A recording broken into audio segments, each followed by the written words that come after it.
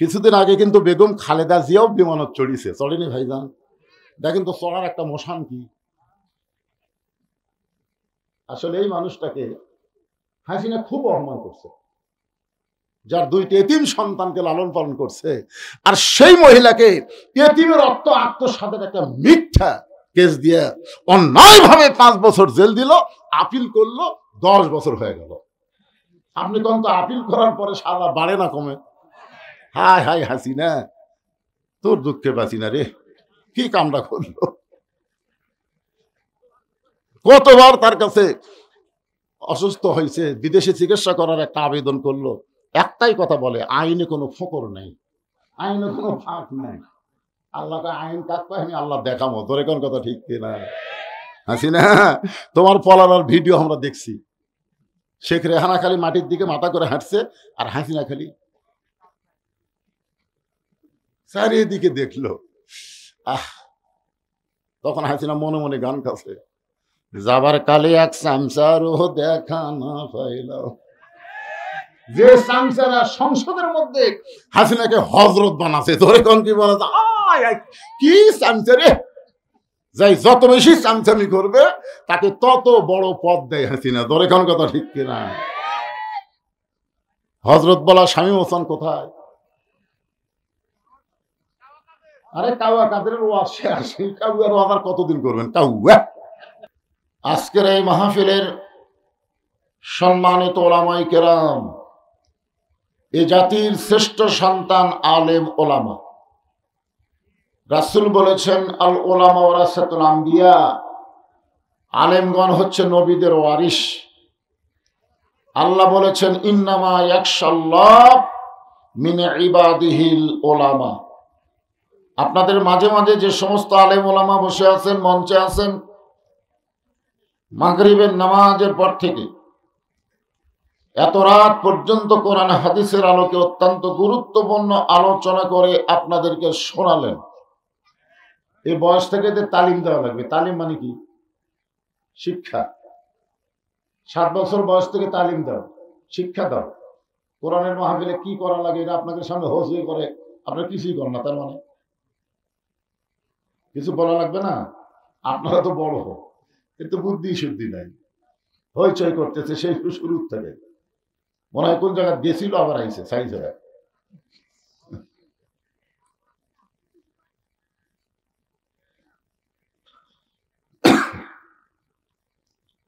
আমার সামনে যিনারা বসে আছেন, যিনাদেরকে আল্লাহ দয়া করে রহম করে আজকের এই জান্নাতের বাগানে কবুল করেছেন। যখন বললাম কবুল করেছেন, তখন মনে হয় আপনাদের কিছু বলার দরকার ছিল। আপনারা হয়তো মনে মনে চিন্তা করতেছেন আমরা নিজেরাই এখানে আইছি। না, আপনারা এখানে আসেন নাই, আল্লাহ আপনাদের নিয়ে আইছে। আল্লাহ কোরআনে বলেছেন, মা সাবাকা মিন হাসানাতিন ফামিনাল্লাহ। বান্দা বান্দির দ্বারা যখন কোনো ভালো কাজ হয়, এ কাজ বান্দা বান্দি করে না, বরং আল্লাহ করায়। আপনার বলেন তো, শীতের রাতে আরামের ল্যাপটপ বাদ দিয়া, কম্বল বাদ দিয়া, এই যে জান্নাতের বাগানে আপনারা বসেছেন, এখানে আপনারা আইছেন না আল্লাহ নিয়ে আইছেন? তো যে আল্লাহ দয়া করে রহম করে আজকের এই জান্নাতের বাগানে আমাদেরকে আসবার মতন, বসবার মতন, কোরআন হাদিসের আলোকে কিছু শুনবার মতন তৌফিক দান করলেন, আমরা সে আল্লাহর উপরে খুশি না বেজার? তাহলে জবান করে সমস্বরে সকলে বলবো, রব্বানা লাকাল হামদ হামদান কাসীরান তাইয়িবান মুবারাকান ফীহি। আমরা আল্লাহর প্রশংসা করলাম, কারণ আল্লাহকে আমরা বিশ্বাস করি। বিশ্বাস করেন না? হ্যাঁ, বিশ্বাস করি। দুনিয়াতে কোনো কারো প্রশংসা করলে তাদের লাভ ছাড়া আপনাদের কোনো লাভ হবে না, কিন্তু শুধুমাত্র আল্লাহর প্রশংসা করলে আল্লাহ সে বান্দা বান্দির মতো এত খুশি হয়, তামলাউল মিজান, মিজানকে আল্লাহ নেকি দিয়ে পরিপূর্ণ করে দেয়। মিজান মানে আপনার কতটুকু মনে করলেন? সাহাবারা জিজ্ঞাসা করেছেন, হে রাসূলুল্লাহ, মিজানটা কত বড়? আল্লাহ রাসূল বললেন, আসমান এবং জমিনের ফাঁকা জায়গার সমান। সবাই বললেন না সুবহানাল্লাহ? যারা সুবহানাল্লাহ বলছেন, বিশ্বাসে মিলাই বস্তু তর্কে বহুদূর। তর্ক যদি করেন হুজুর, একবার আলহামদুলিল্লাহ বললে যদি আসমান জমিনের ফাঁকা জায়গা পূরণ হয়ে যায়, তাহলে দুইবার বললে কোন জায়গায় থাকবে? কি করেন? এরকম তর্ক করা যায় কি যায় না? তর্ক করা যায় না। আমি এক জায়গায় বলেছিলাম, আপনারা যে মাহফিলে বসে আছেন এটা বেহেশতের বাগান। এক লোক দাঁড়িয়ে বলতেছে, নিচে খেয়াল উপরে সামিয়ানা, একটু বৃষ্টি হলে একটা মানুষও থাকবে না। এইটা যদি বেহেশতের বাগান হয়, তাহলে বেহেশত খুব একটা ভালো নয়। আচ্ছা, এইরকম কথা যদি বলে, তার উত্তর কি হবে? কারণ আমরা বিশ্বাস করি, বিশ্বাস। এই জন্য একটা কথা আছে, বিশ্বাসে মিলাই বস্তু তর্কে বহুদূর। তর্ক করে কোনো লাভ হবে না। লাভ হবে? তর্ক করে খালি ঝগড়াই হবে। আপনারা বিশ্বাস করেন, একবার আলহামদুলিল্লাহ বললে আসমান জমিনের ফাঁকা জায়গা পুরো হয়ে যায়। এখন দুইবার বললে আর একটা ফাঁকা জায়গার দরকার আছে না? আছে না? আচ্ছা, একটা ঘরের মধ্যে 100 পাওয়ারের একটা বাল্ব জ্বালালেই কিন্তু গোটা ঘর আলোকিত হয়ে যায়। ওই ঘরে আর একটা বাল্ব যদি জ্বালান, আর একটা ঘর লাগে না? ওই ঘরের মধ্যে আলো থাকে। আর একটা যদি জ্বালান, তার জন্য কি আলাদা ঘর লাগে না? ওই ঘরেই থাকে। আর একটা জ্বালান, এভাবে 100 জ্বালালে 100 ঘর লাগে না? এক ঘরের মধ্যে আলোকে রাখা যায়। জোরে কোন ঠিক কি না? এইটা যদি বিশ্বাস করেন, তাহলে এইটাও বিশ্বাস করা লাগবে, যতবার বলবেন আল্লাহ ততবার আসমান জমিনের ফাঁকা জায়গা পরিপূর্ণ করে দিবেন। আর যখনই সুবহানাল্লাহ বলবেন, আল্লাহ এত খুশি হয়। বসে আছেন গোবর্ধনের মাহফিলে, আর আপনাদের নামে আল্লাহ গাছ লাগাই দিল জান্নাতের বাগানে। কোন জায়গাত বসে থেকে কোন জায়গাত গাছ লাগালেন, দেখছেন?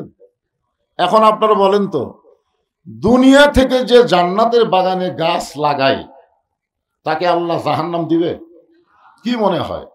বিশ্বাস দুই একজন না করতে বিশ্বাস নেই আমাদের মধ্যে।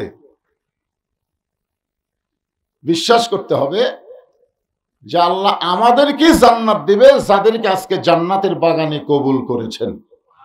হ্যাঁ, যতবার বলবেন ততবার একটা করে গাছ আল্লাহ আপনার নামে লাগাই দিবে।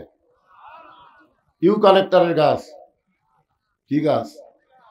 ফলবান বৃক্ষ, যে গাছের ছায়া অতিক্রম করতে একটা তেজস্বী ঘোড়া দৌড় মারলে এ দুনিয়ার 500 বছর সময় লাগবে।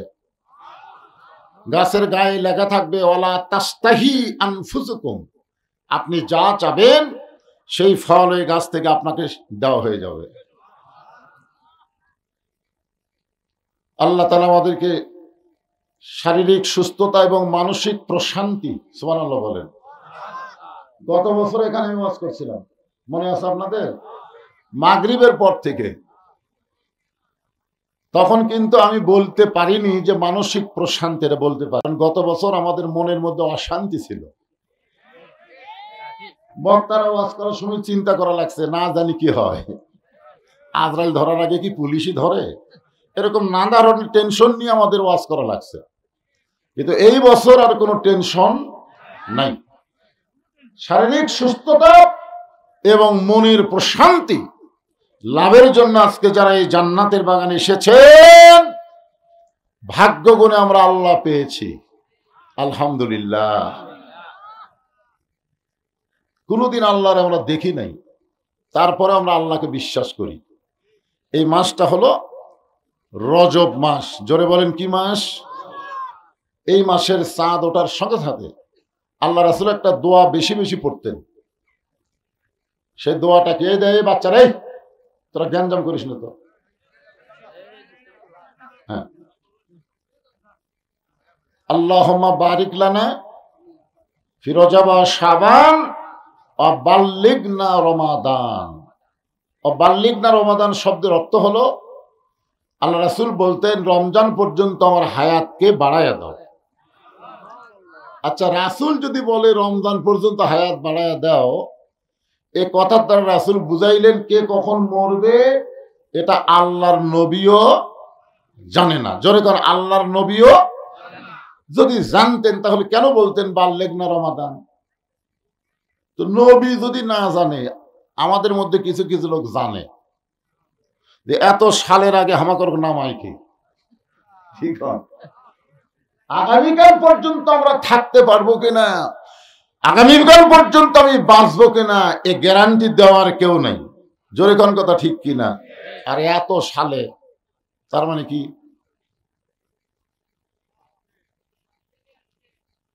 আল্লাহর বান্দারা শোনেন, এই রজব মাসে আমাদের নবীকে আল্লাহ তাআলা আরশে নিয়ে গেছিলেন। আপনারা বিশ্বাস করেন? আজ থেকে 1300 বছর আগে, কত বছর? 1300 বছর আগে মুসলমানদেরকে লক্ষ্য করে ইরাকের নাস্তিকেরা 6টা প্রশ্ন করছিল। কয়টা? 6টা। তার মধ্যে একটা প্রশ্ন হলো, তোমাদের নবী আল্লাহর আরশে কোন দিক দিয়ে গেল? সে দরজা কোন জায়গায় আছে, দরজার খবর দেওয়া লাগবে। আর যার কাছে নবী গেল তিনি কে? জোরে বলেন। তোমাদের আল্লাহ কোথায় আছে আল্লাহ দেখান লাগবে। আর একটা প্রশ্ন হলো, তোমাদের আল্লাহ এখন কি করতেছে? 3 নম্বর প্রশ্ন হলো, তোমাদের আল্লাহ কোন দিক হয়ে বসে আছে? 4 নম্বর প্রশ্ন হলো, তোমাদের আল্লাহর ঢপটা কেমন? কয়টা হলো? 6টা হয়ে গেছে? হয়নি? আর একটা প্রশ্ন হলো, তোমাদের আল্লাহ কত বড়? এই প্রশ্ন অবশ্য সাহাবীরাও নবীকে করেছিলেন, যে আমরা সবসময় তাকবীর দেই আল্লাহু আকবার, তাকবীর দেই না? আল্লাহ বড়। আল্লাহর চাইতে বড় কিছু আছে? তাহলে নবীর সাথে আল্লাহ যেখানে মেরাজ করলেন ওই জায়গাটা কত বড়? যে জায়গায় এত বড় আল্লাহ আঁটলেন, কি তো অনেকটা প্রশ্ন মনের মধ্যে হয় না? আপনাদের মনের মধ্যে কোনোদিন হয় যে আল্লাহ সবচাইতে বড়, আল্লাহর চাইতে বড় কিছু নাই, তাহলে আল্লাহ যে জায়গায় আছেন সে জায়গা কত বড়? আমি যে চেয়ারে বসে আছি, এ চেয়ার বলো না আমি বড়? চেয়ারই বড়, তাছাড়া আঁটলাম কিভাবে? আপনাদের মনের মধ্যে এরকম প্রশ্ন আসতে পারে, তাই আগেই প্রশ্নগুলো আউট করলাম। নাস্তিকেরা প্রশ্ন করেছে 6টা। ধরে বলেন কয়টা? আবার এক থেকে সরেন, প্রশ্নগুলো মুখস্থ করেন। 1 নম্বর প্রশ্ন হলো, তোমাদের আল্লাহ দেখতে কেমন? তোমাদের আল্লাহ এখন কি করতেছে? তোমাদের আল্লাহ কত বড়? তোমাদের আল্লাহর আগে এই পৃথিবীতে কে ছিল? তোমাদের আল্লাহ কোন দিক হয়ে বসে আছে? তোমাদের নবী যে আল্লাহর কাছে গেল কোন দরজা দিয়ে গেল, দরজা দেখান লাগবে। এখন প্রশ্নগুলো আপনারা মুখস্থ রাখেন, উত্তর ইনশাল্লাহ আল্লাহর কোরআন থেকে দেওয়া হবে। শুনতে অসুবিধা আছে? আছে? আমি যে আয়াতে কারিমা তেলাওয়াত করেছি সেখানে বলা হয়েছে, কুল হে রাসূল আপনি বলেন, ইন্না সলাতি ওয়া নুসুখি ওয়া মাহইয়ায়া ওয়া মামাতি লিল্লাহি রাব্বিল আলামিন। এখানে 4টা বিষয় আছে। ধরে কোন কয় বিষয়? 4টা বিষয়। 1 নম্বরই হলো নামাজ।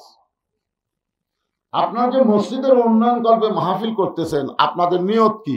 মসজিদ সুন্দর করা না মুসল্লি বাড়ানো? কোন নিয়ত?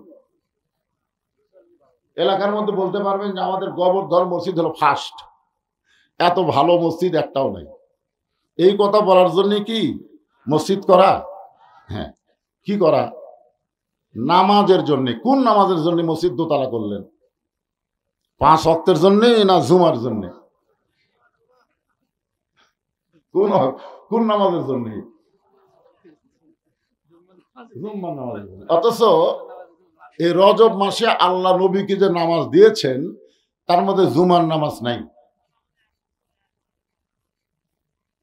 হ্যাঁ, মানে আমরা যে 5 ওয়াক্ত নামাজের ওয়াজ শুনবো, এই নামাজ কিন্তু আল্লাহ নবীকে দিয়েছেন আল্লাহর আরশে। ধরে কর না সুবহানাল্লাহ।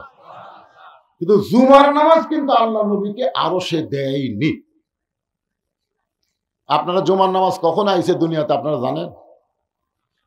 আল্লাহ নবী যখন মদিনাকে কোরআনের রাষ্ট্র ঘোষণা করে নিজে রাষ্ট্রপতির আসনে বসলেন, ওই সময় আল্লাহ তাআলা নবীকে জুমার নামাজ দিয়েছেন। মানে নামাজ কায়েম না হয়ে জুমার নামাজ আসেনি, আগে নামাজ কায়েমের কথা। কারণ যেখানে কোরআনে নামাজের কথা আছে কোনো জায়গায় আল্লাহ বলেনি যে তোমরা নামাজ পড়ো।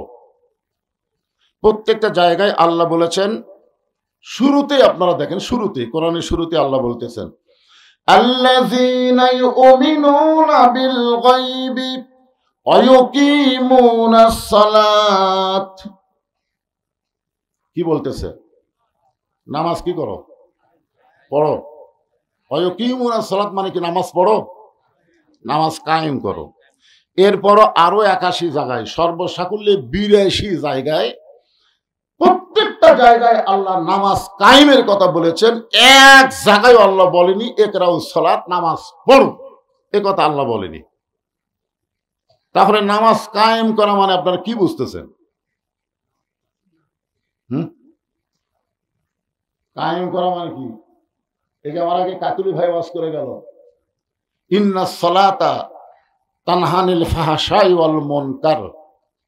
একমাত্র নামাজই পারে মানুষকে যাবতীয় বেহুদা খারাপি কাজ থেকে হেফাজত করতে। জোরে কারণ সুবহানাল্লাহ। আমাদের প্রত্যেকটা যুবক ছেলের হাতে একটা করে মোবাইল আছে না নাই? আচ্ছা, এই মোবাইল পায় এরা কি ভালো আছে না খারাপ হচ্ছে? ভালো হচ্ছে। দেখছেন এই ছোট একটা বাচ্চাটা খারাপ হচ্ছে। কারণ আমার বাড়িতেই তো আমি দেখতেছি আমার নাতি নাতিরা মোবাইল ছাড়া ভাত খায় না। যখন ভাত দেয় খালি কান্দে, ভাত দেখাই ভয় করে, পরে মোবাইল চালু করে দিকে গপ গপ করে খায়।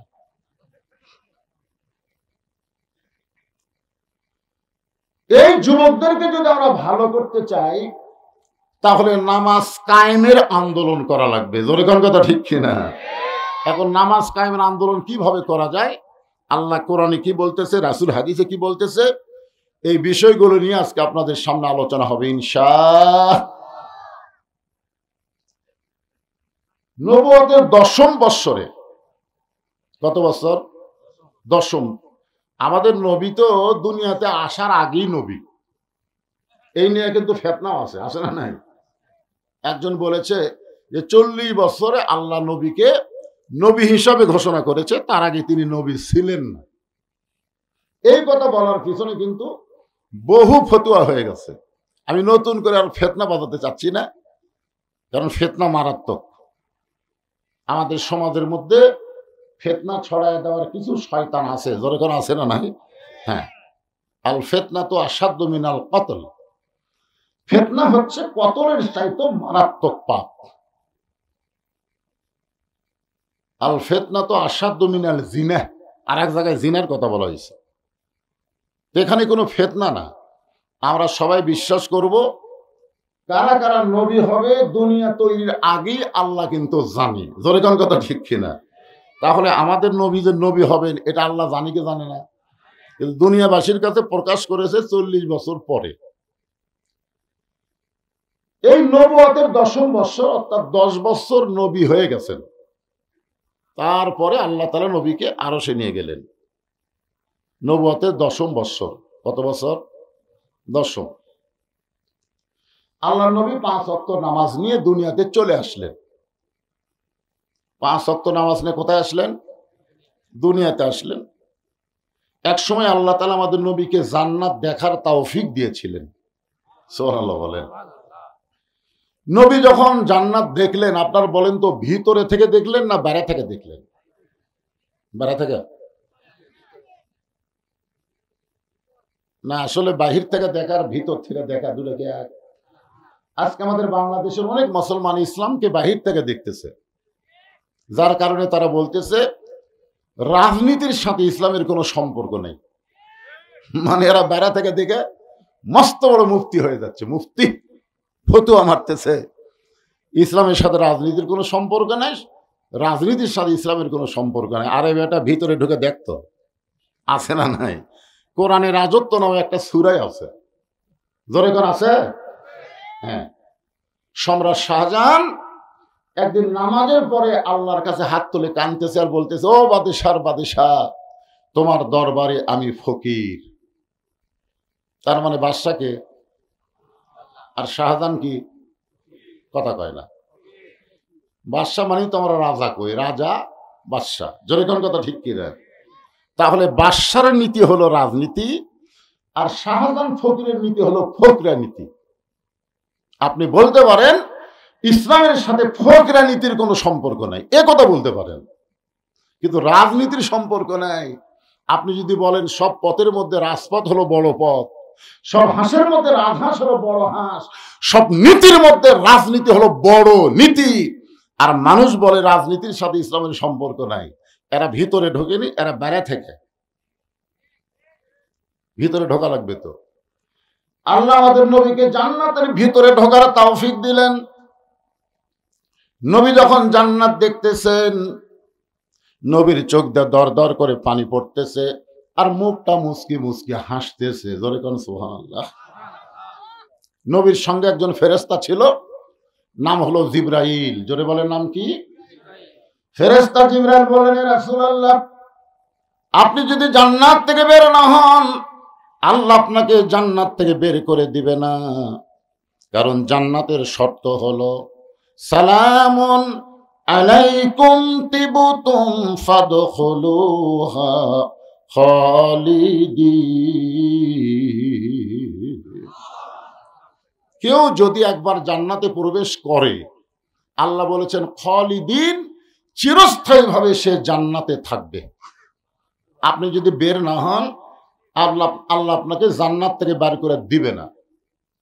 সঙ্গে সঙ্গে নবী এত গরম হলেন, চিৎকার করে বললেন, জিবরাইল, যেই কথা একবার বলেছো এই কথার দ্বিতীয়বার বলো না। আমি নবী আমার জন্য না, আমি নবী হলাম আমার উম্মতের জন্যে। তুমি কি মনে করো জিবরাইল, আমার উম্মত গুলা দুনিয়া থুই আসা আমি নবী জান্নাতে আরাম করব, এমন নবী আমি নই। জিবরাইল বলে, হুজুর তাহলে কি খবর? রাসূল বলেন, খবর হলো আল্লাহ যদি আমাকে বলতো জান্নাতে থাকেন, তাহলে আমি ঢুকতামই না। আমি সেই নবী, যেদিন আমার সমস্ত উম্মত উম্মতিকে আল্লাহ জান্নাত দিবে, সেই দিন আমি নবী থাকার জন্য জান্নাতে ঢুকবো। মানে আমার উম্মত ছাড়া আমি নবী জান্নাতে ঢুকবো না। খুশি না বেজার? হ্যাঁ, আলহামদুলিল্লাহ। এই নবী শুধু আমাদের নবী না, আমাদের কি? এই যে দরুদের মধ্যে আপনার কি বললেন, আল্লাহুম্মা সাল্লি আলা সাইয়্যিদিনা। সাইয়্যিদিনা শব্দের অর্থ কি? কথা কয় না। নেতা বারে জোরে কন। নবী আমাদের কি? শুধু নবী না, আমাদের বাংলাদেশে কিছু মুসলমান শুধু নবী মনে করে, নেতা হিসাবে অন্য একজন মানুষের পিছনে ঘুরঘুর করে। নবীর প্রতি দরুদ পড়ে, নবীর সালাম করে মসজিদের ভিতরে, কিন্তু নবীর সমাজ গড়ার কাজে অনেকের দ্বন্দ্ব মনে বাজে। মনে করে নবী থাকবে মসজিদে, নবী থাকবে মাদ্রাসায়, নবী কেন বাহিরে থাকবে? এরকম মনে করছিল আবু জেহেল, যে আপনি ঘরের মধ্যে কোরআন তেলাওয়াত করেন, আমরা বাইরে থেকে খালি কোরআন তেলাওয়াত শুনবো, আপনি যা চাবেন বিনিময়ে তাই পাবেন, তাই পাবেন। আপনি যদি বলেন যে একটা সুন্দরী যুবতী বউ চাই, আমরা সাপ্লাই দেব। যদি আপনি বলেন ভালো ভালো খাবার, আপনার ঘরের মধ্যে এসে হাজির হবে। যদি চান মক্কার সবচেয়ে ধনী হতে, টাকা পয়সা হাদিয়া দিয়ে আপনার ঘর ভরে দিব। এত কিছু দিবার পরেও রাসূল বললেন, যেগুলো আপনারা দিবার পারবেন না সেটাও যদি দেন, আসমানের চন্দ্র সূর্য যদি আমার দুই হাতে তুলে দেন, এক মুহূর্তের জন্য আল কোরআনের আলো ঘরের মধ্যে জ্বলবে না, বিশ্বের সব জায়গায় কোরআনের আলো জ্বলাতে হবে। জোরে কোন কথা ঠিক কি না? আল কোরআনের আলো। এটা আবু জেহেলের হলো না। সংসদের কথা শুনলো ওই সাফায়ের হারুন খেপে যাচ্ছে, দরকার নাই। আমরা বলবো আল কোরআনের আলো সব জায়গায় জ্বালো। আপনার বন্ধু সব জায়গার মধ্যে সংসদ আছে না নাই? আছে? তাহলে সব জায়গায় এমন কথা বলবো কেউ জানে বুঝবার না পারে যে হুজুর কি কয়ে গেল। হ্যাঁ, জবান ক্লিয়ার করেন। আল কোরআনের আলো, কোরআন হাদিস যেখানে, দুনিয়ার মুসলমান লিল্লাহে তাকবীর।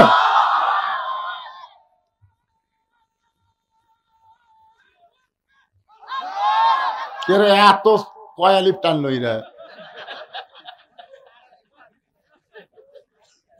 মাশাআল্লাহ। শোনেন, গত বছর মাগরিবটা ওয়াজ করছিলাম তো, আজকে দেরি হয়ে গেছে।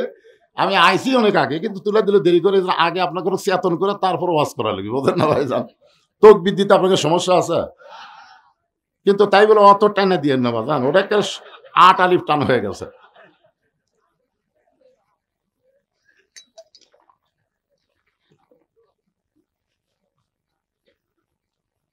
প্রশ্ন 6টা মনে নাই আছে? 6টা প্রশ্ন করছে 1300 বছর আগে, তখন এরকম অ্যাটম বোমা ছিল না। এখন ভারত ভয় দেখাচ্ছে বাংলাদেশ যদি কিছু বেশি কিছু করে আমাদের হাতে পাওয়ার আছে। ফাটাকেষ্ট মিঠু চক্রবর্তী কি কথা জানেন? ওর বাড়ি কিন্তু বাংলাদেশি, কিন্তু ভারতের যা খুব মরদ হয়ে গেছে। তো বলতেছে আমরা যদি ভারত ইচ্ছা করি বাংলাদেশকে দখল করতে আমাদের 15 দিনও লাগবে না।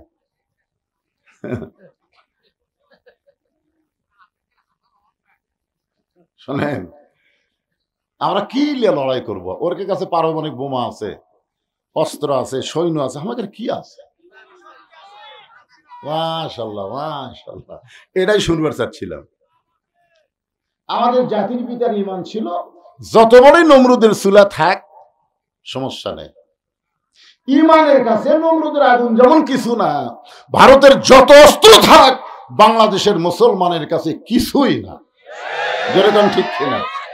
কয়েকদিন আগে কি বলেছিল যে আমরা পেঁয়াজ বন্ধ করে, চিনি বন্ধ করে, আলু বন্ধ করে না খেয়ে মারবো। আল্লাহ কয় তোরকে লাগবে না। বাংলাদেশ যে উর্বর ভূমি আগে হচ্ছিল মন বিঘাকে 80 মন, এবার হচ্ছে 145 মন।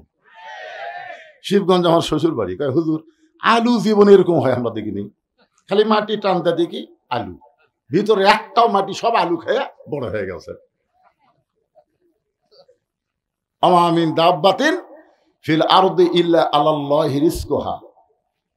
এরপরে আল্লাহ বলেছেন ফালিয়াবুদু রব্ব হাযাল বাইত আল্লাযী আত'আমাহুম মিন জু'ইন ওয়া আমানাহুম মিন খাউফ।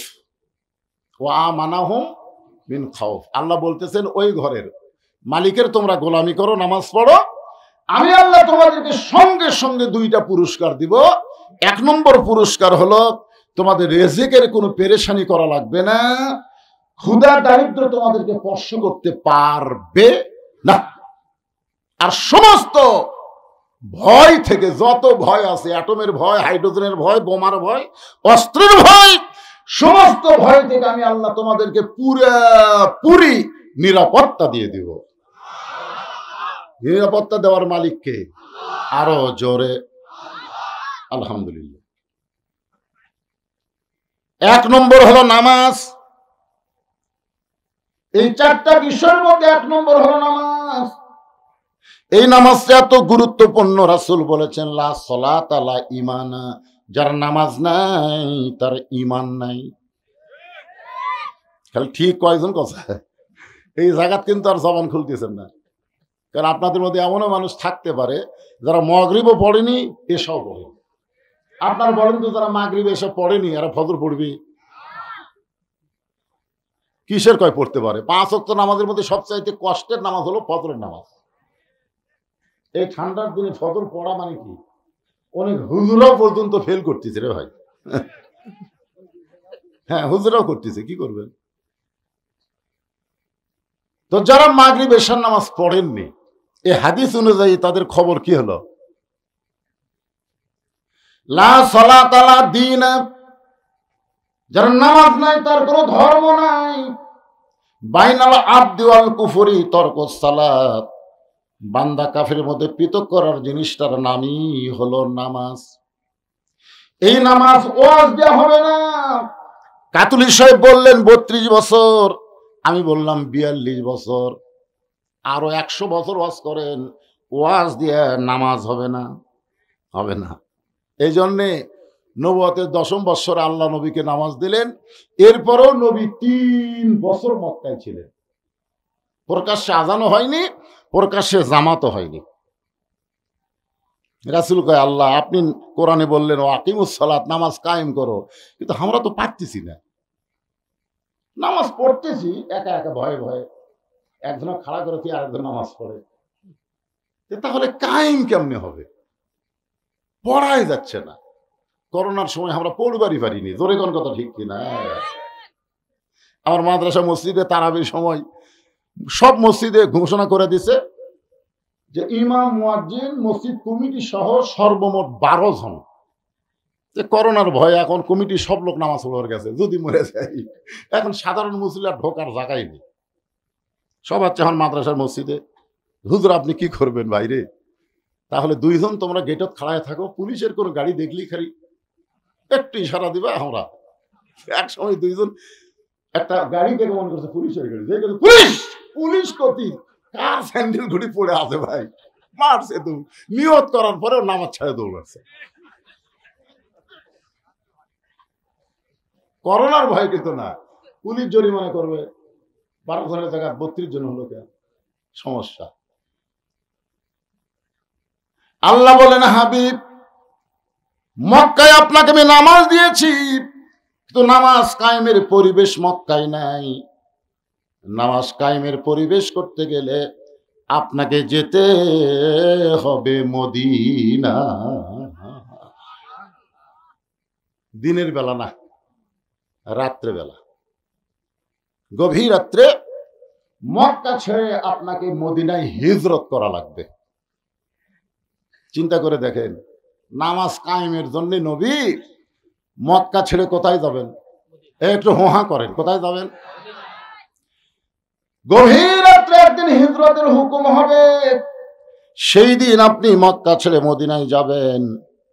আল্লাহ হিজরতের হুকুম দিল ওই দিন, যেদিন মক্কার 37 জন নেতা আল্লাহ নবীর বাড়ির চারিধার ঘেরাও করছে।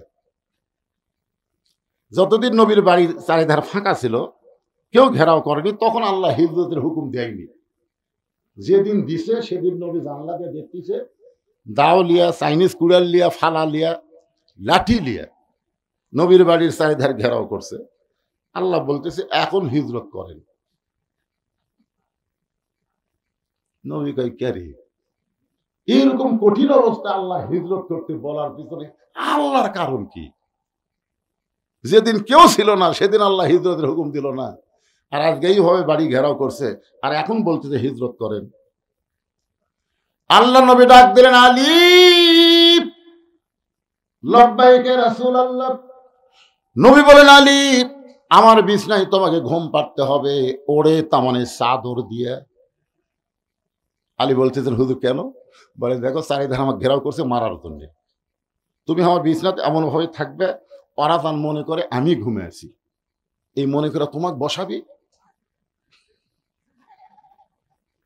মনে করবে নবী ঘুম পাড়তেছে, ঘরের থেকে বাড়ায় না করে জানলা দে মার, এই মনে করে তোমাকে বর্ষা মারবে আর আমি চলে যাব। আলী কয়, হুজুর আপনি কোথায় যাবেন? বলো, অত শোনার দরকার নাই, বিছানাত ঘুম পাড়বো কিনা সেটা কর, কিন্তু আমাকে মনে করে কিন্তু মারবি। এইরকম কথা বললে কেউ বিছানাত শুনবে? হযরত আলী বললেন, এ রাসূলুল্লাহ আমার আপত্তি নাই। রাসূল বলে, আলী একটা চিন্তা করো। আলী বলতেছে, আমার জীবনের চাইতে আপনাকে ভালোবাসি, আপনি নিরাপদ হলেই ইসলাম নিরাপদ হবে। ওরে তামানে চাদর দিয়ে হযরত আলী ঘুমায় গেলেন। রাসূল তো মানুষ, মনের মধ্যে সন্দেহ হচ্ছে, কে ঘুমালো না কান দিচ্ছে। চাদরের মুড়ি তুলে দেখে, ওরে বাবা, জানে মৃত্যুর বিছানা, তারপরে ঘুম পাড়ে। জানে রাত 12টায় ফাঁসি হবে, তারপরেও ঘুমাই। আছে না নাই? মীর কাসেম আলী উকিলকে বলতেছে, কে রে খবর কি? বলে আজকে রাত 12টায় আপনার ফাঁসি হবে স্যার। বলে এখন বাজে কয়টা? 9:30। আলহামদুলিল্লাহ, এখন 2.5 ঘন্টা আছে। ঘুম পাড়ি, বসতে কি করবো? 2 ঘন্টা ঘুম পাড়ি, চেতন যদি না পাই আমাকে ডাক দিও। উকিল কই মানুষ না পাগলা রে, চেতন পাবি না মানে? উকিল মন খারাপ করে চলে গেছে। 2 ঘন্টা পরে এসে দেখে ফাঁসির কন্ডম ছেলে নাক ডেকে ঘুম পাড়তিছে। উকিল চিন্তা করে 8 ঘন্টা পর ফাঁসি হবে, এই মানুষটা এরপরেও কেমনে ঘুমায়? পায়ের বুড়া আঙ্গুলে যখন একটু নড়াইছে, ঘুম থেকে চেতন পায়। বলে উকিল ভাই, ফাঁসির কি সময় হয়েছে? বলে এখনো 8 ঘন্টা বাকি আছে। ওযু করে 2 রাকাত নামাজ পড়ে পবিত্র কোরআন থেকে সূরা মুলক, সূরা মুজাম্মিল তেলাওয়াত করে বলে উকিল ভাই, আমার কয়েকটা কাপড়ের মধ্যে সবচাইতে ভালো কাপড়টা আমাকে বাছাই করে দাও। উকিল ভালো পাঞ্জাবিটা বাছাই করে দিলে, ওইটা যখন গায়ে দিয়া বলে ভাইজান তোমার কাছে কি চিরুনি আছে? বলে হ্যাঁ। চিরুনির যখন চুল হাসড়ায় বলে দেখো তো আমার কেমন লাগতেছে। উকিল কান্দার বলে স্যার আপনার ফাঁসি হবে, আপনি কি শ্বশুর বাড়ি যাবেন? এমন করে কেন সাজতেছেন? আল্লাহর ওলি চোখে পানি নিয়ে মুচকি হাসিতে বলতেছে, ঘুমের মধ্যে আল্লাহ পাক আমাকে জানাইছে অন্যায় ভাবে যাদের ফাঁসি দেওয়া হবে তারা মরবে না, তাদেরকে আল্লাহর জান্নাত দিয়ে বরণ করা হবে। ওয়ালা তাকুলু লিমান ইউকতালু ফি সাবিলিল্লাহি আমওয়াতুন বাল আহইয়াউ ওয়ালাকিন লা তাশউরুন। নবী দরজা খুলে বের হলেন, দেখে শিয়ালের চোখের মতন ওরকে চোখ জ্বলতিছে। খালি নবীর দরজার দিকে, বাড়ির দিকে এমন ভাবে তাকে আছে। রাসূল কয় আল্লাহ কি করি? আল্লাহ কয় কিছু করা লাগবে না, আপনার কাছে যে অস্ত্র আছে। অনুনাজ্জিলু মিনাল কুরআনি মা হুয়া শিফাউ ওয়া রাহমাতুল লিল মুমিনিন।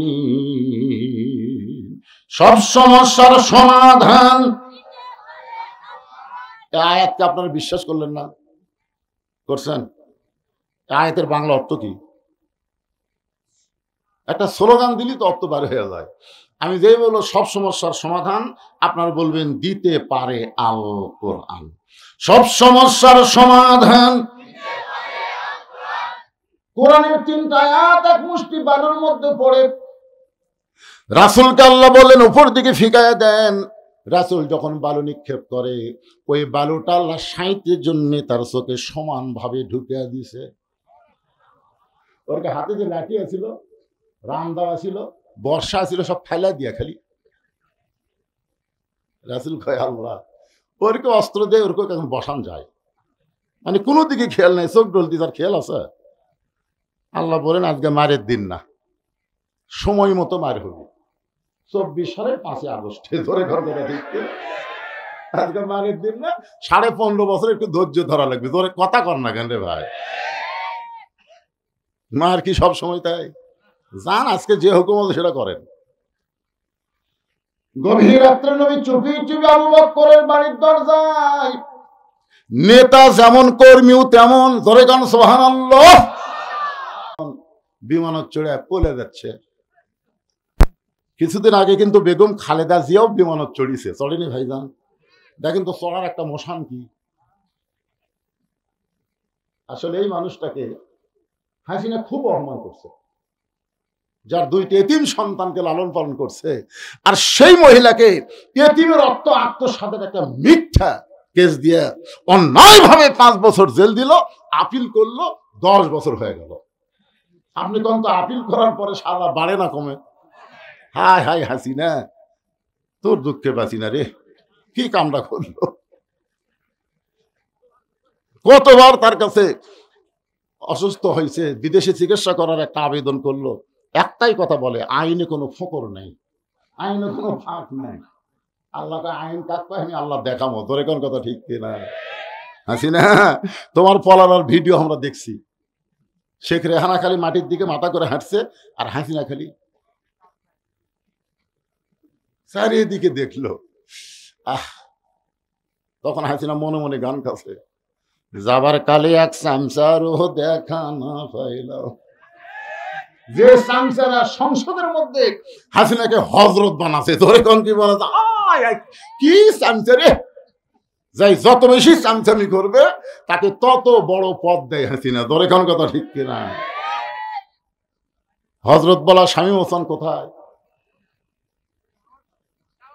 আরে কাউয়া কাদের ওয়াজ শেষ, কাউয়ার ওয়াজ আর কতদিন করবেন? কাউয়া এ বাবা, এ যে মুরব্বি কি করতেছেন, লোকজন ওইদিকে তাকায়, বোঝেন না? গত বছর মাগরিব তো ওয়াজ করছি 2 ঘন্টা, এতে মন ভরেনি। এবার আবার রাত্রে দাওয়াত দিয়েছে, আজকে চলতে থাকবি, দেখি কতক্ষণ হয়। না না, ওটা বসার চান্স আছেন নাকি? 6টা প্রশ্ন খালি খেয়াল থবেন, কোরআন থেকে উত্তর হবে। তোমরা কাফেরেরা নাস্তিকেরা যা বলবা তাই। আল্লাহ শুধু আমাদের আল্লাহ না, আল্লাহর কোরআন আমাদেরকে দিয়েছে উচিত জবাব দেওয়ার জন্য, জনগণ কথা ঠিক কিনা? তোমরা বলো ইসলামের সাথে রাজনীতির সম্পর্ক নাই, আজ তোর বাপক দেখামো, দেখা যা আছে না নাই। হ্যাঁ, এই যে মিডিয়ার মাধ্যমে গোটা পৃথিবী ছয়লাভ হয়ে যাচ্ছে, মনে করতেছেন আমরাই কয়জন। এতে এইগুলোর মাধ্যমে আমেরিকার যারা আছে ওরাও দেখতেছে, ব্রিটেন ফ্রান্সে যারা বাংলাদেশে আছে ওরাও দেখতেছে, ধরে কোন ঠিক কিনা? এমনকি আমার ওয়াজ পর্যন্ত পিনাকি ভট্টাচার্য হিন্দু হয়েও দেখে, ধরে কোন কথা ঠিক কিনা? বানায়নি, ভিডিও বানায়নি, আজহারি আর আমাকে নিয়ে একটা ভিডিও বানাইছে। একটু মনোযোগ দিয়ে শুনবেন। আবু বকরকে বললেন চলো যাই, নবীর সঙ্গে রওনা দিলেন। মক্কা থেকে মদিনা হলো উত্তর দিকে, কিন্তু নবী চললেন পূর্ব দিকে। আবু বকর বলে, রাসূলুল্লাহ, আল্লাহ যদি মদিনায় হিজরত করতে বলে তাহলে উত্তর দিকে যাওয়া লাগবে, আপনি পূর্ব দিকে কেন চলতেছেন? রাসূল বলে, আবু বকর, ওই যে একটা পাহাড় দেখতেছো, ওই পাহাড়ের উপরে একটা গর্ত আছে, এই গর্তের ভিতরে আমাদেরকে আত্মগোপন করা লাগবে। আত্মগোপন মানে লুকালুকি। আলুর বাড়ি থাকেননি? আপনি বিএনপি করবেন, আপনি জামাত করবেন, আপনি ইসলামী আন্দোলন করবেন, আর আপনি বাড়ির বউ চললে আরামে ঘুম পাড়বেন। সিরাজগঞ্জের রোডে থাকতি আর বউ মোবাইল করে বললো, খবর কি? আমি বললাম রোডে। বাড়িতে আসেন না? সন্ধ্যার পর থেকে পুলিশ খালি ঘুরতেছে, আজকে কিন্তু সাইজ করবে। আমি শ্বশুরকে বললাম, আব্বা দা, না বাবা আমার একটু আসা চলবি না। আমি চিন্তা করলাম কাক কল দিন, আর বন্ধু বান্ধব 3-4 জনকে দিলাম, ভাই আপনি দাগি ভাই, আপনাকে জায়গা দেওয়া না। তখন বললাম গাড়ি 1 কিলো ফাঁকে থুয়ে আলুর বাগুড়ির মধ্যে কম্বল পাড়া, কি লুকালুকি রাসূলের সুন্নাত, জোরে কোন সুবহানাল্লাহ। আরে এই সুন্নাত যারা পালন করেননি এরা পালন করেন।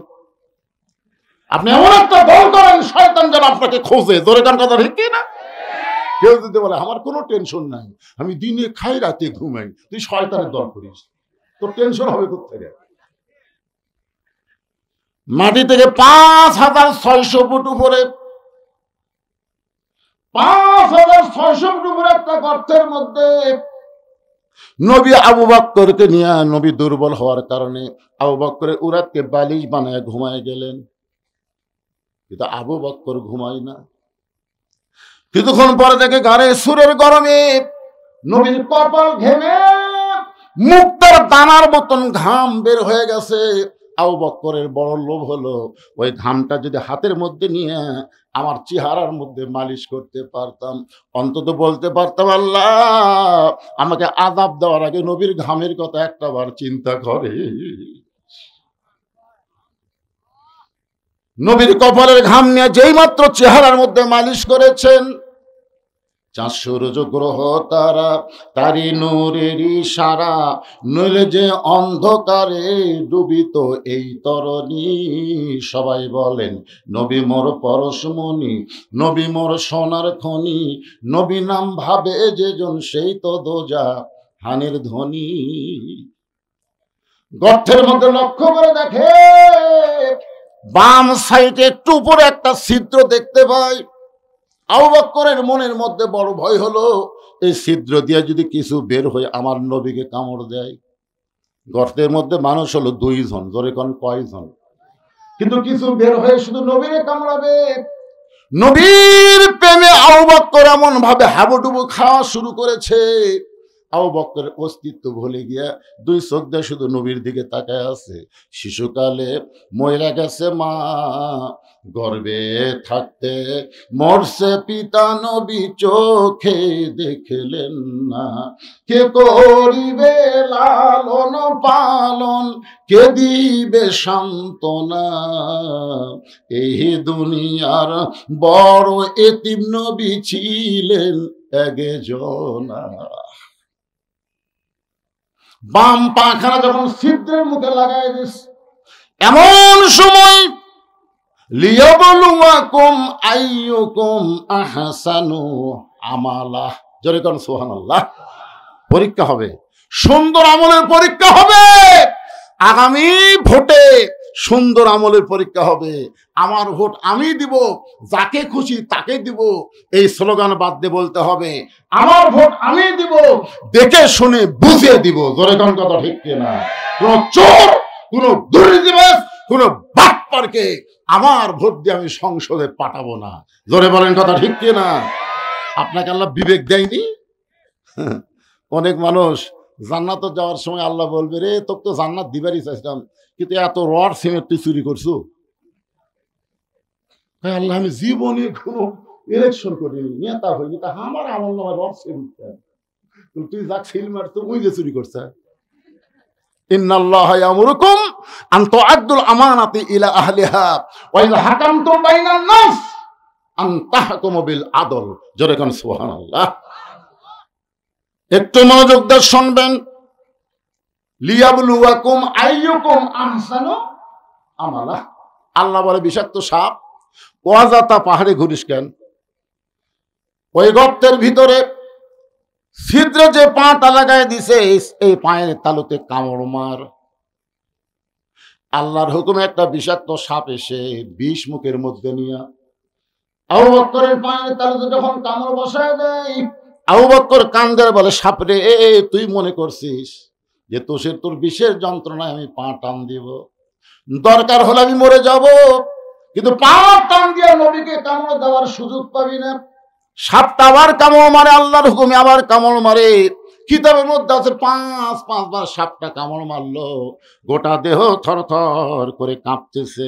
অসতর্ক মুহূর্তে 1 ফোঁটা চোখের পানি নবীর গাল মোবারকে পড়েছে। নবীর চোখ খুলে বলা, আবু বকর এরকম কান্দার পিছনে কারণ কি? বিয়ে বাচ্চার কথা মনে করে কি তুমি কাঁদতেছ?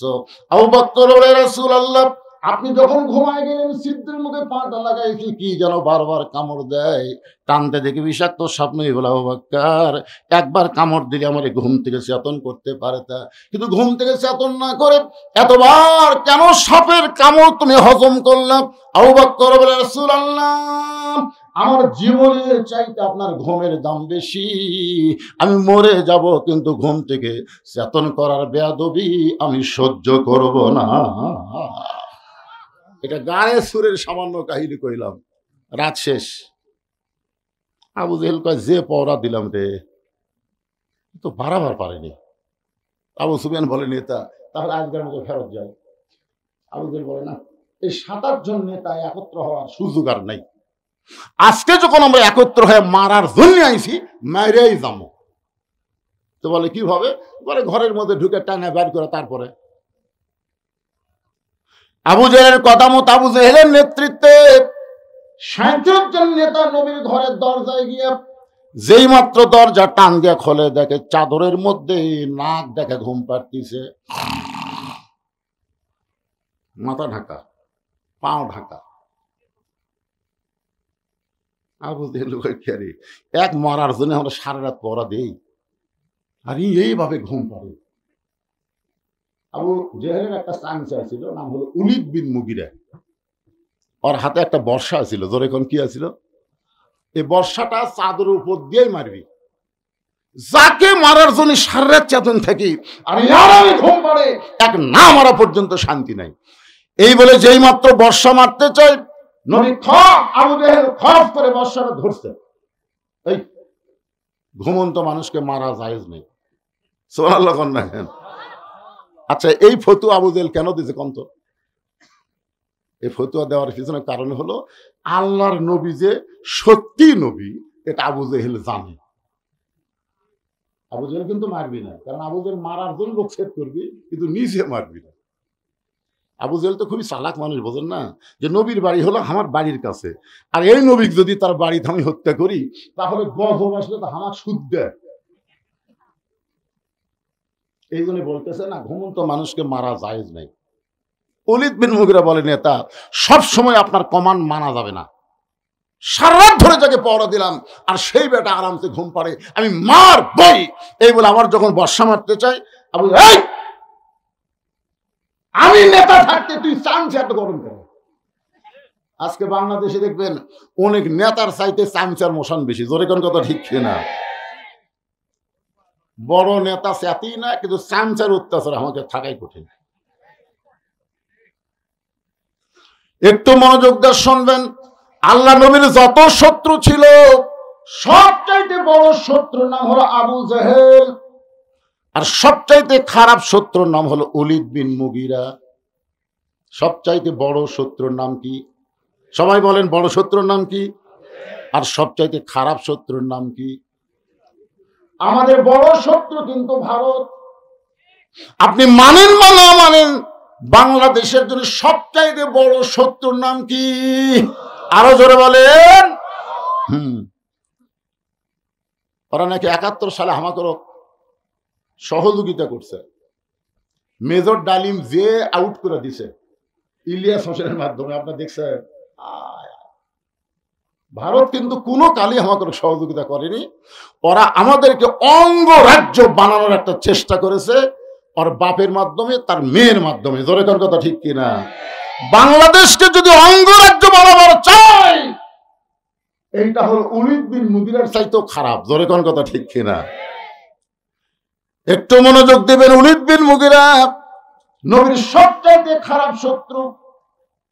আল্লাহর নবী যখন সাহাবীদের নিয়ে কথাবার্তা বলতেছিলেন, এমন সময় ওলীদ বিন মুগীরা সাইড থেকে চিল্লায় বলে, এই মুসলমানের নবী, আপনি যদি এতই ভালো হবেন তাহলে জন্মের আগে আপনার বাপ বলো কেন? আপনার বলেন তো, জন্মের আগে যে নবীর বাপ মরেছে এটা কি নবীর দোষ? কেউ যদি বলে, হুজুর আপনি যদি এতই ভালো ওয়াজ করেন তাহলে আপনি এত কালো হলেন কেন? আপনি বলেন তো, কালো হওয়া কি আমার দোষ? কথা কন না কেন রে ভাই? যেই বলছে আপনি যদি এতই ভালো মানুষ হবেন, ভালো নবী হবেন, তাহলে জন্মের আগে আপনার বাপ বললো কেন? সঙ্গে সঙ্গে নবীর চোখ দিয়ে দর দর করে পানি পড়তেছে। আল্লাহ বলে, নবী গো, যে আপনাকে এমন কটাক্ষ করলো, আপনার চোখের মধ্যে পানি বের করে দিল, আপনি কি তারা চিনেন? রাসূল বলে, আল্লাহ চিনবো না কেন? সে হলো মুগীরার বেটা ওলীদ। আল্লাহ বলতেছে, দুনিয়ার সবাই যেন মুগীরার বেটা ওলীদ, কিন্তু আমি আল্লাহ আপনাকে প্রকাশ করে দিলাম, উতুল্লিম বাদা জালিকা জানিম, সে মুগীরার বেটা ওলীদ না, সে হলো জারদ সন্তান। একমাত্র অবৈধ সন্তান যারা রাসূলের বিরুদ্ধে কথা বলবে তারা। জোরে কথা ঠিক কিনা? বৈধ মায়ের সন্তান আলেম ওলামার বিরুদ্ধে কথা বলতে পারে না। জোরে কথা ঠিক কিনা? এখন হয়তো বললেন, হুজুর রাসূলের বিরুদ্ধে বলুক, আলেম ওলামা নিয়ে আইছেন কেন? আলেম ওলামা কে?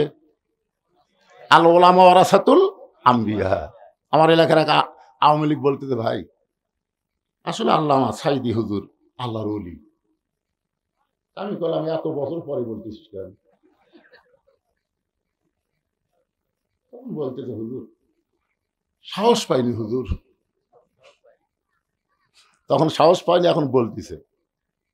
আমার এলাকার অনেক হিন্দু মাঝে মধ্যে আমার কাছে আসে, হুজুর আমরা আপনার দল করব না। আমি বললাম, কে রে পাগলা, তুই হিন্দু মানুষ আমার দল করবি কেন? হুজুর আমরা হিসাব করে দেখলাম, এই কোরআন নিয়ে যারা রাজনীতি করে তাদের মতন ভালো মানুষ বাংলাদেশে নেই। একটা হিন্দু পর্যন্ত বলতেছে, আর একটা আওয়ামী লীগ বলতেছে সাইদি হুজুর আল্লাহর ওলি। লক্ষণ কিন্তু খারাপ না, কি বলেন? আরে যেটাই করছে তো ভাই, কিসের বাঁচা পাগলা? এ আমাকে লাভ হচ্ছে না, কোন লাভ হচ্ছে না? আল্লাহর বান্দার একটু মনোযোগ দিয়ে শুনবেন। ওলীদ বিন মুগীরা হলো উতুল্লিম বাদা যালিকা জানিম। এই কথা শুধুমাত্র নবী জানে, দুনিয়ার কেউ জানে? নবীরে কে জানাইছে? আরো জোরে। কয়েকদিন পরে নবী সাহাবীদের নিয়ে যখন গল্প করবে, ঠিক ওই সময় ওলীদ বিন মুগীরা এসে দাঁড়াইছে। নবী জানে আজকে তো তার কামই হচ্ছে নবীর বিরুদ্ধে বলা।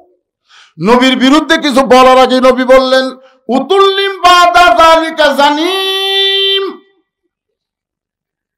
ওলীদ বিন মুগীরা মারছে দৌড়, এক দৌড়ে গেল মায়ের কাছে। ধরে বলেন কার কাছে? সন্তান কেমন এটা কেউ না জানলেও কিন্তু তার মা জানে। যে সন্তান কোরআনের মাহফিলে বসে কিছুক্ষণ বসার পরে লাফদা ওঠে, আবার বাইরে গিয়া ঘরে, আবার কিছুক্ষণ বসে আবার ওঠে, আবার ঘরে। আবার দেখবেন কিছু সন্তান বসেই না, ওরা মাহফিলের বাইরে ঘুর ঘুর করে। জোরে কোন কথা ঠিক কিনা? এই সন্তান কেন এমন হলো? যদি জানবার চান তার মায়ের কাছে যান, জোর করে ধরলে অবশ্যই বলবে এই সন্তান যখন পেটে ছিল আমি পেটত নিয়ে গোটা পাড়া ঘুর ঘুর করছি, পেটের মধ্যেই ওর ঘূর্ণি ব্যারাম হচ্ছে, বাইরে আইসা কোনো জায়গায় ঠিক মতো থাকবার পারে না। আর সন্তান যদি সিজার করা হয়, জন্মের আগে জন্ম হওয়ার কারণে ওই সন্তান সবসময় অস্থির থাকে। ধরে কোন ঠিক কিনা? অস্থির বোঝেন না? 2 দিন আগে জন্ম হচ্ছে, ঘুমের মধ্যে বাইর করে কাকের বাঁচা না মরারে, তখন পাও ধরে এরকম একটা ঘুরান দেয়, ওর মাথার ঝাঁকি লাগায় করে কান্দা ওঠে। ওই যে মাথার ঝাঁকি খাসে ভাই, ওই ঝাঁকিতে ওই মোবাইল ছাড়া ভাত খায় না, ওই মোবাইল ছাড়া কান্না থামে না। জোরে কোন কথা ঠিক কিনা? সন্তান ভালো না মন্দ এটা জানি কে? আরো জোরে। আমার মায়েরা কিন্তু বলেছে গত বছর হুজুর আমাকে কোনো ওয়াজ করে নাই, ফাঁকি দিয়ে চলে গেছে, কিন্তু আজকে হুজুর ফাঁকি দিলে চলবে না। আমার মায়েদের জন্য কিছু ওয়াজ কোরআনে আছে না নাই? জোরে কোন আছে না নাই? কি হয়েছে বাবা? 1300 বছর আগে কয়টা প্রশ্ন? আপনারা হয়তো মনে করবেন হুজুর এই প্রশ্নের উত্তর নিজে জানে না, কি এক ওয়াজ করলো, খালি ধরে ঠুলো কইল না। এই প্রশ্নের উত্তর আগে আমার মা বোনদের কিছু ওয়াজ করা লাগবে। জোরে কোন ঠিক কিনা? কারণ আমার মা যদি ভালো হয়, বউ যদি ভালো হয়, আগামীতে যে সন্তানগুলো দুনিয়াতে আসবে এই সন্তানগুলো জন্মের সাথে সাথেই ইসলামী আন্দোলনের কর্মী হবে। জোরে কোন কথা ঠিক কিনা? ভালো সন্তান কোনোদিন একদম বাগদম ঘোড়াডম সাজা এই শিক্ষা হাতত নেবে না। ওরা কোরআনকে একমাত্র শিক্ষা এবং চরিত্র উন্নতির শিক্ষা, নৈতিকতার শিক্ষা হিসাবে গ্রহণ করবে। জোরে কোন ঠিক কিনা? ইকরা পড়ো বিইসমি রাব্বিকাল্লাযী খালাক। যে আল্লাহ তোমাকে সৃষ্টি করেছেন, আমাদের স্রষ্টার নাম কি? সে আল্লাহর নামে আমাদের শিক্ষা গ্রহণ করা লাগবে। একটু মনোযোগ দিয়ে কথাগুলো শুনবেন। সমস্ত মুসলমানের কাছে নাস্তিকেরা 6টা প্রশ্ন ছুড়ে দিয়েছে। মুসলমান আলেমেরা প্রশ্নের সামনে পড়ে নাস্তানাবোধ করি, আল্লাহ দেখতে কেমন আমরা তো দেখিনি, তাহলে বলবো কেমন? আল্লাহ কোন জায়গায় আছে আমরা দেখছি? মুসা নবী বলছিল রব্বি আরিনি, আল্লাহ আপনাকে দেখবার চাই। আল্লাহ কইছে লান্তারানি, সম্ভব না। আল্লাহ ঢপটা কেমন, আল্লাহ কোন দিকে বসে আছে, আল্লাহ এখন কি করতেছে? আর নবী ব্যাপারে তারা প্রশ্ন করেছে নবী কোন দরজা দিয়ে আল্লাহর আরশে গেল, দরজা দেখান লাগবে। সমস্ত আলেমেরা প্রশ্নের সামনে যখন নাচতে নাবুদ, মুহররম মাসের 10 তারিখে বিশাল একটা কনফারেন্স, বিশাল একটা মিটিং করা হলো। সেই মিটিংয়ের মধ্যে খ্রিস্টানদের পাদ্রী এবং নাস্তিকদের ধ্বজাধারী ঘোষণা করে দিল এই 6টা প্রশ্নের উত্তর যদি মুসলমান দিবার পারে তাহলে আমরা সব নাস্তিক মুসলমান হয়ে যাব,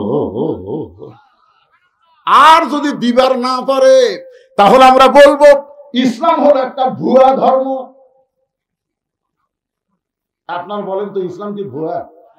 আল্লাহ কোরআনে বলেছেন অমাইয়াবতাগি গায়রাল ইসলাম দীনান ফালাই ইউকবালা মিনহু।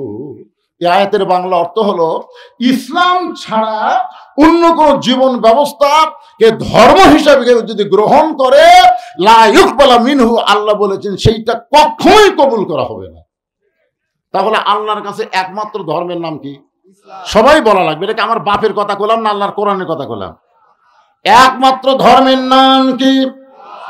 আরো জোরে জোরসে বলুন, ইন্না দীনা ইনদাল্লাহিল ইসলাম। একেবারে বাহাসের দিনে একটা আলেমও যায়নি, যেগুলো অবান্তর প্রশ্নের উত্তর কেমনে দিবে।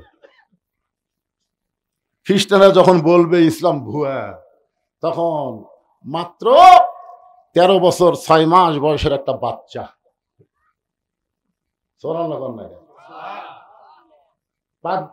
নাস্তিকদের সামনে দাঁড়ায় বলতেছে, যে নাস্তিকেরা তোমরা যে 6টা প্রশ্ন করেছো, আল্লাহ চাহে তো আমি উত্তর দেব ইনশাআল্লাহ। নাস্তিকদের সভাপতি প্রেসিডেন্ট বলতেছে, যখন হাতি ঘোড়া গেল তল, ভেড়া কয় কত জল। কত বড় বড় আলেম যখন একটাও দাঁড়ানোর সাহস পারো না, একটা পুচকে ওর হাতে ছিল আল্লাহর কোরআন। এই কোরআনটা ওই ছেলেটার হাতে ছিল। সুবহানাল্লাহ বলেন। কোরআনকে বুকের মধ্যে জাপটে ধরে একটা চুমা খেয়েছে। চুমা খাওয়ার পরে বলতেছে, অনুনাজিলু মিনাল কোরআনি মা হুয়া শিফাউ ওয়া রাহমাতুল লিল মুমিনিন। আলামিন না, মুমিনিন।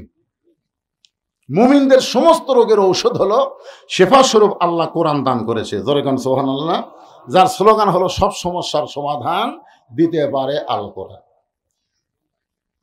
আপনারা বলেন তো, খ্রিস্টানদের কাছে কোরআন আছে, হিন্দুদের কাছে কোরআন আছে, ইহুদির কাছে কোরআন আছে। কোরআন আল্লাহ মুসলমানকে হুদাল্লিল মুত্তাকিন, মুত্তাকিদেরকে আল্লাহ ব্যবস্থাপত্র হিসেবে, জীবন বিধান হিসাবে আল্লাহ দিয়েছে। ধরে কোন সুবহানাল্লাহ।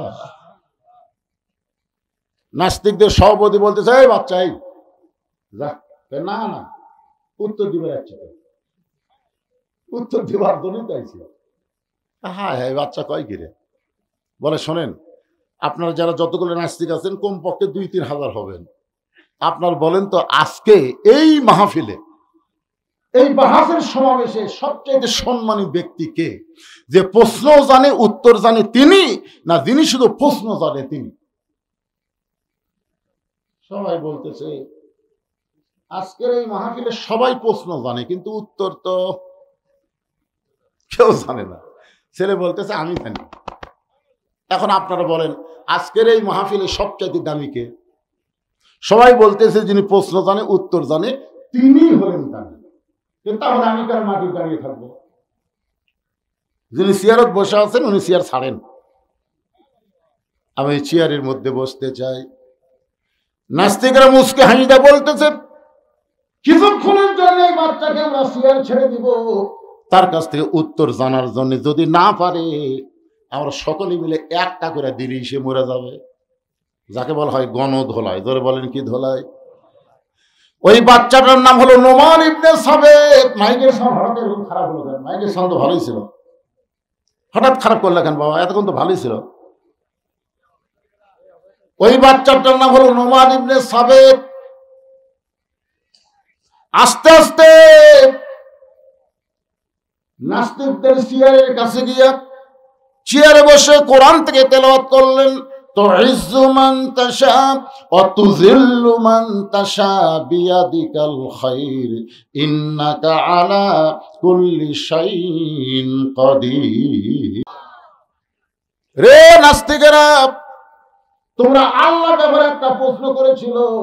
মুসলমানের আল্লাহ এখন কি করে বলো তো? আল্লাহ ব্যাপারে 5টা প্রশ্নের মধ্যে আর নবী ব্যাপারে একটা প্রশ্ন। আল্লাহ ব্যাপারে কয়টা? তার মধ্যে একটা প্রশ্ন হলো মুসলমানের আল্লাহ এখন কি করে।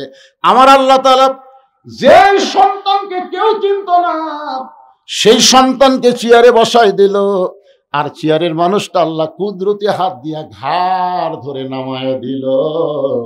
এই মুহূর্তে আল্লাহ তাআলা হাসিনাকে তাড়ায়া ইউনুস রে বসায়া দিল। আপনার বলেন তো আল্লাহ পারে কি পারে না?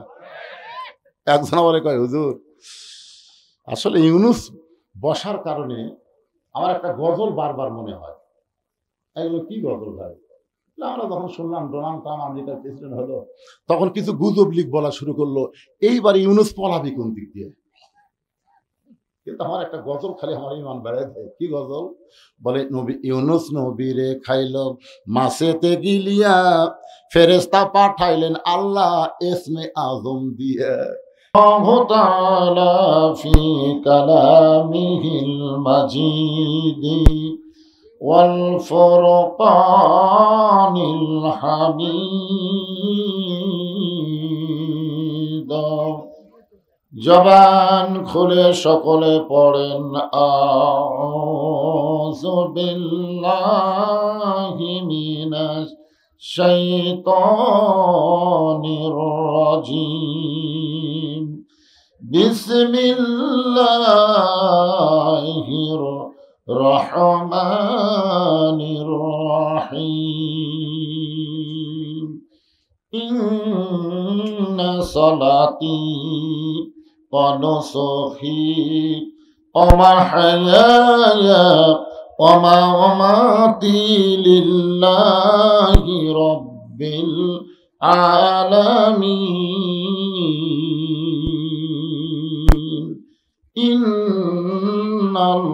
ইন্নাল্লাহা ওয়া মালাইকাতাহু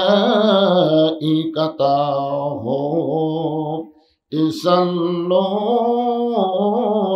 আলান নবী ইয়া আইয়ুহাল্লাযীনা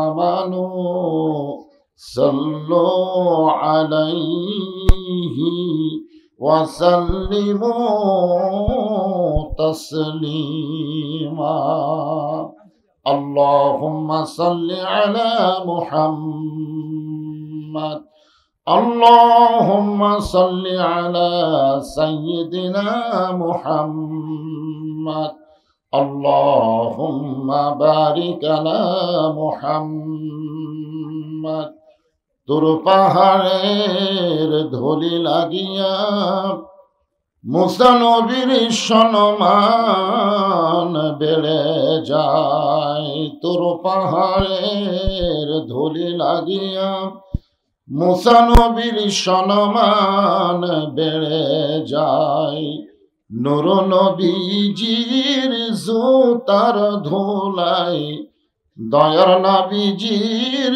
জুতার ধুলাই আল্লাহর আরশ ধন্য হয় সাল্লাল্লাহু আলা মুহাম্মাদ সকলে জবান খোলে সাল্লাল্লাহু আলাইহি ওয়াসাল্লাম সাল্লাল্লাহু আলা মুহাম্মাদ সাল্লাল্লাহু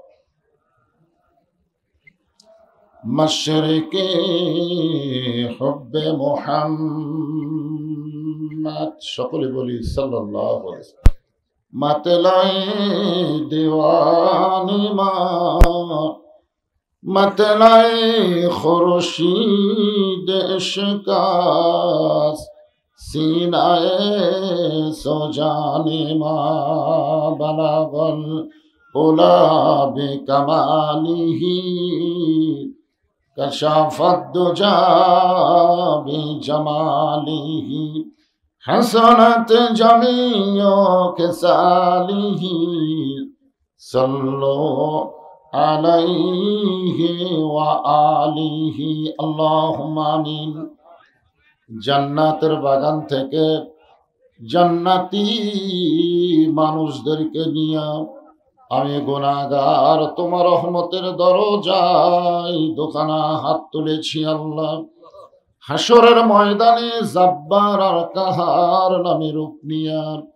তুমি যখন বিচার শুরু করবে তোমার সামনে দাঁড়ায়া সমস্ত নবীরা নাফসি নাফসি বলে কাঁদতে থাকবে এমন কঠিন অবস্থা হাসরে হবে সেদিন সমস্ত নবী তার উম্মতকে ভুলে যাবে শুধু বলবে আল্লাহ আমার কি হবে আমার কি হবে একমাত্র দরদি নবী শাফাতের কান্ডারি ইয়া রব্বে হাবলে উম্মতি বলে সেজদায় পড়ে যাবে সেই কঠিন মুসিবতের সময় আজকের এই মাহফিলকে ওসিলা করে আমাদের সবাইকে রাসূলের উম্মতের কাতারে আল্লাহ কবুল করে নিও। সুবহান রাব্বিকা রব্বিল ইজ্জাতি আম্মা ইয়াসিফুন ওয়া সালামুন আলাল মুরসালিন আলহামদুলিল্লাহি রাব্বিল আলামিন। লা ইলাহা ইল্লাল্লাহ।